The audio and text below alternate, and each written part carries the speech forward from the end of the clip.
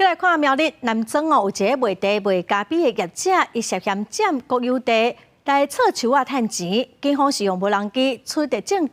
这个业者嘛已经予伊上法办咯。另外，南投一天内底嘛查到5件违规再废土乌白道的货车。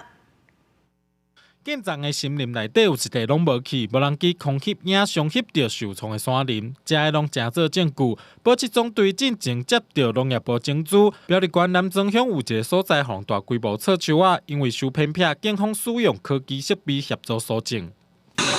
这一堆哦，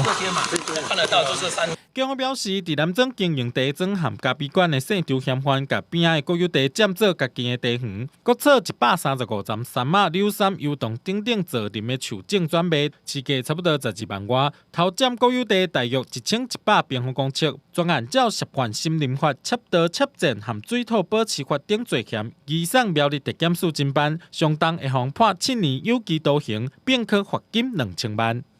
杉木、柳杉及油桐重量约50公吨，估计遭滥垦窃占1000多平方公尺。本案因地形不易勘查，保七总队利用无人机空拍收集违法事证，才能顺利将全案收集齐全。你没有掺杂其他，还是全部都杀死？对啊，就这张而已。南投警方10八一天内，伫南投市和民间乡2个所在查到5件载废土的车辆，有的搁含废弃建筑材料，拢无法度提供许可文件，马上通报环保局到场稽查。由于无法提供相关证明文件，因此立即通报环保局人员到场稽查。经确认后，由环保局依违反废弃物清理法第9条第1项规定告发。